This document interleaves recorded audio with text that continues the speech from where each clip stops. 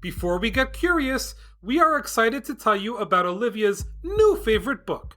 It's called How to Spacewalk, Step by Step with Shuttle Astronauts, and it was created by Michael J. Rosen and by Catherine D. Sullivan, who just happens to know a few things about walking in space. That's because she became the first American woman to ever walk in space. In the book, you will see how a curious and determined child dreamed of joining a space crew and then made her dreams come true with a lot of hard work and courage. The book is a journey that guides the reader through the training an astronaut needs to do to prepare to walk in space. I learned so many cool facts while reading it. Did you know that a spacesuit weighs 280 pounds? That's insane! When I was done reading the book, I felt like I might even be ready for my own mission to space. Well, if you aim for the sky, just like Catherine D. Sullivan did, you might just get there. You can purchase How to Spacewalk, Step by Step with Shuttle Astronauts at all major bookstores or by clicking on the link in the show notes. It's time to get curious!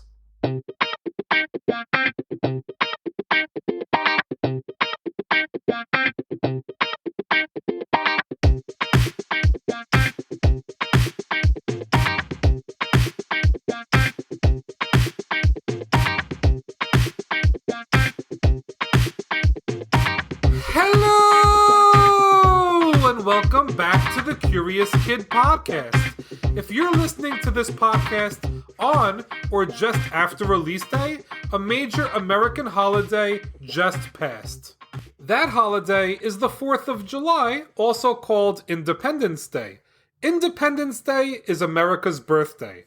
Why do we celebrate it on July 4th? Well, there's an interesting story about that. All the way back on July 2nd, 1776, the Continental Congress voted to declare independence from Great Britain. Again, that happened on July 2nd and not on July 4th.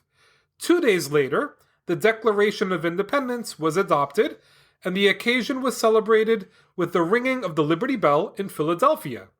At the time, John Adams, who would later become the second president of the United States, thought that Americans would celebrate Independence Day on July 2nd, not July 4th. He actually wrote this in a letter to his wife on July 3rd of that year.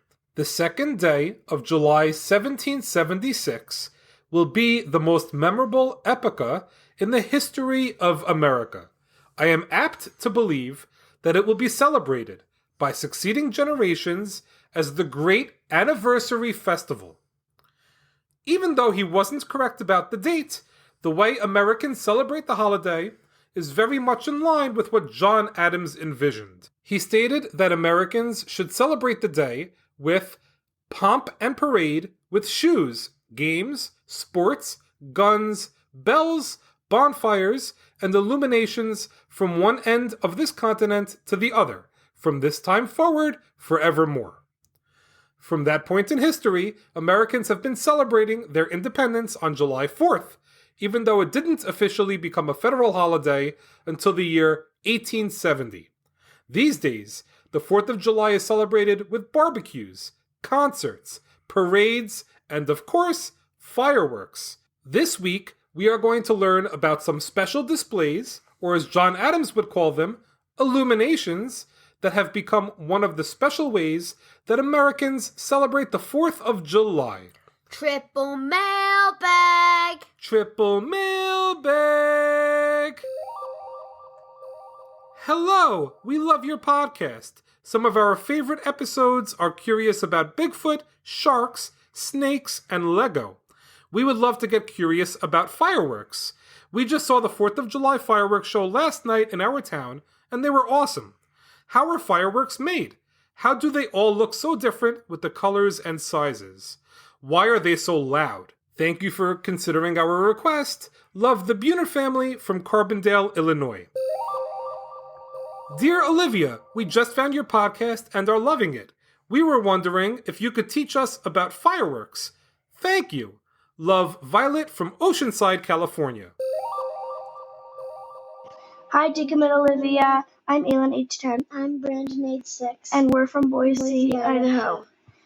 We'd like to get curious about fireworks, waves, and wind. We love your podcast so much and listen to it in the car and before bed.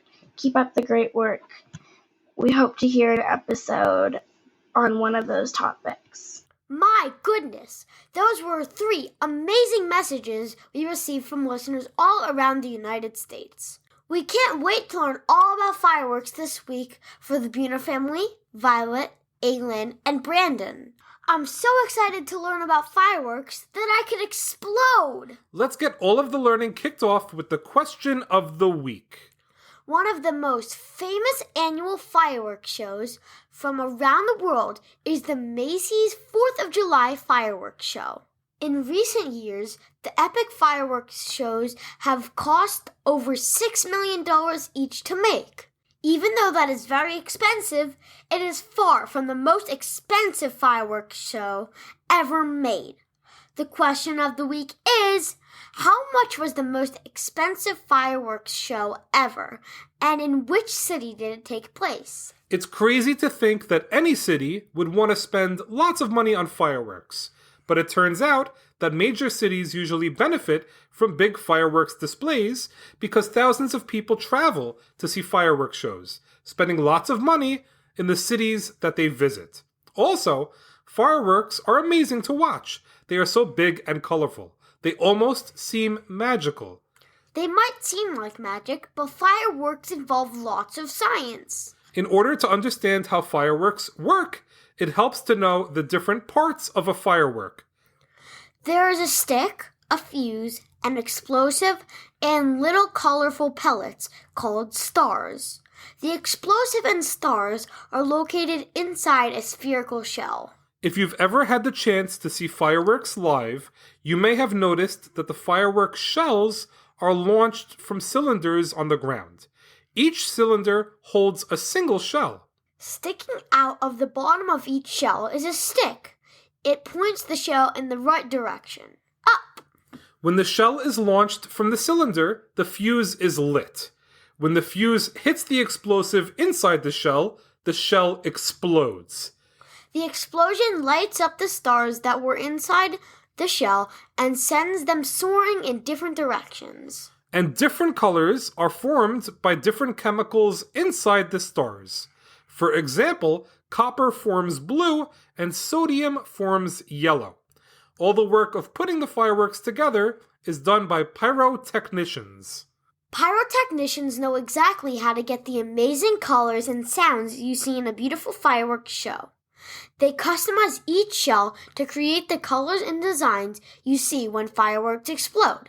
For example, if they want to make a smiley face with a blue mouth and yellow eyes, they arrange stars inside the shell in the shape of a smiley face, and they use the stars with copper to form the mouth and the stars with sodium to form the eyes. That's amazing!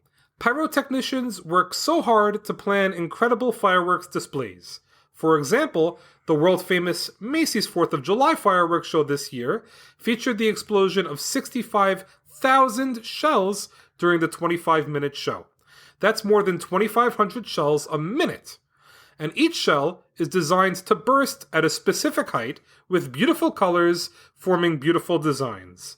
The planning of the Macy's fireworks show is done by about 60 licensed pyrotechnicians that plan every detail of the show for months before the big day. Even though fireworks might seem like a recent invention, they were actually discovered more than 2,000 years ago in China. People in China realized that when they threw sticks of bamboo into fire, the hollow bamboo sticks would explode, making a loud sound. They used that to their advantage by exploding bamboo to scare enemies away.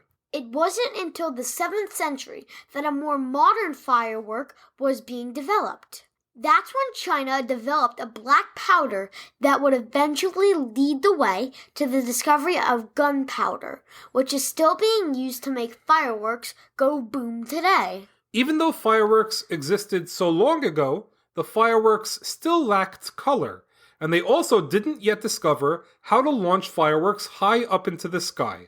By the year 1200, China had discovered a way to blast fireworks in the sky, so from that point on, fireworks became a spectacle for people to enjoy. Even though China was responsible for inventing fireworks, it was the Italians that helped to bring color to amazing fireworks displays. The discovery that different chemicals produce different colors happened in Italy. Once color was added to the mix, the popularity of fireworks skyrocketed. These days, fireworks are a billion-dollar business. Last year, over 400 million pounds of fireworks were used. Believe it or not, that's nearly 3 times the amount used just 20 years ago. The popularity of fireworks is literally exploding. That may be true, but let's not forget that fireworks could be dangerous. So let's leave it to the professionals. Fireworks send about 10,000 people to emergency rooms every year. And half of all the fireworks injuries happen to children under the age of 16. The most common location for fireworks injuries is on the hands and fingers.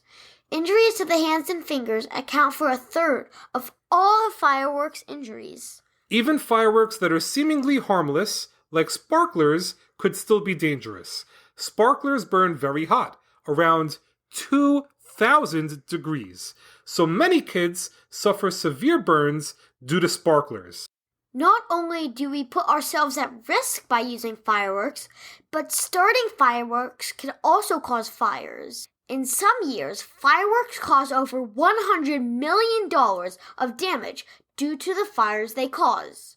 That could damage and destroy property. Lots of states have laws regarding fireworks. Massachusetts is the only state that doesn't allow people who are not professionals to use fireworks at all. Other states, like Illinois, Ohio, and Vermont, only allow people to use wood or wire stick sparklers. Most other states have more lenient fireworks laws. All right, Olivia, let's answer the question of the week. In most places, you can buy a whole pack of sparklers for less than $5. They aren't expensive fireworks at all. Not too long ago, a country spent a whole lot of money on the most expensive fireworks display ever recorded. Which country put on the impressive display, and how much did it cost? Abu Dhabi in the United Arab Emirates spent a whopping $20 million on a fireworks display back in 2009. The show took place during the United Arab Emirates National Day, and it lasted an amazing 55 minutes. That's literally watching lots of money vanish into thin air. Well, that's a wrap for this week's episode. Thanks so much for listening to this week's podcast, number 249, on fireworks. Great job, Olivia, and great job to the Buehner family, Violet, Aylin, and Brandon for the episode topic suggestion that got all of us fired up. Join us next week when we will get curious about basketball for listeners in Massachusetts, Indiana, Virginia, Tennessee, California, Canada, Australia, and the United Arab Emirates. As always, thank you so much for listening and getting curious with us.